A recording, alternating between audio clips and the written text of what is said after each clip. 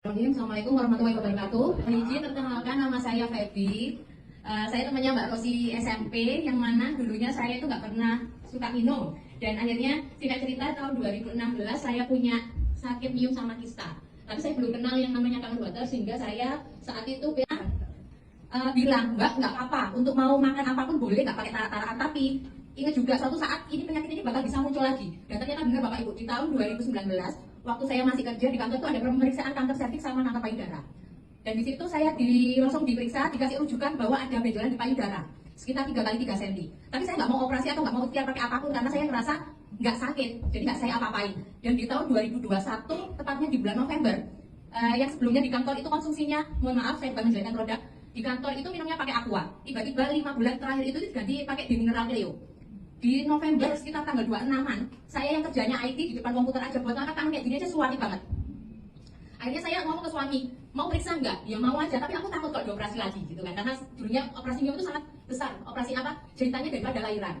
Terus sama suami dibilangin, dulu kan kamu pernah ditawari sama temanmu ini, apa, kanker water loh. Coba yuk kontak lagi, nggak mau nanti suruh beli mesinnya mahal, saya mikir gitu. Akhirnya sama suami dibelikan di daerah Alang-Alang, rumah saya di wilayah Rumput. 1 galonnya saat itu 75.000. Dan dibelikan terus sama suami saya dipokoknya suruh minum terus pokoknya. Mau nggak mau harus diminumin terus. Kalau saya nggak diambilkan minum, nggak bakal saya minum. Karena dari dulu saya tuh sukanya cateman, boba-bobaan, apapun. Jarang sekali minum air putih. Dan pas waktu itu akhirnya sama suami, ya wes kamu mau medis atau mau ikhtiar pakai air. Kalau mau pakai air, kontaklah temanmu.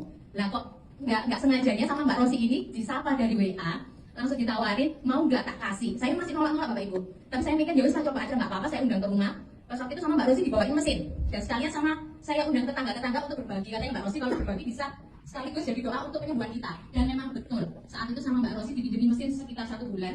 2 minggu pertama saya minum fresh terus. Wowongi ini kempes. Jadi payudara yang sekitar 3 kali 3 cm itu. Dan akhirnya ya saya nggak percaya, padahal saya nggak suka air putih sama sekali. Jadi mau nggak mau ya wis, karena itu tadi benjolan mengecil dan nggak sakit lagi, saya percaya. Dan yang testimoni kedua adalah ibu saya sendiri. Bertahun-tahun itu selalu minumnya Aclodipin. Kalau nggak Aclodipin diminum malam hari, beliau nggak bisa tidur sampai segitunya mindsetnya karena obat.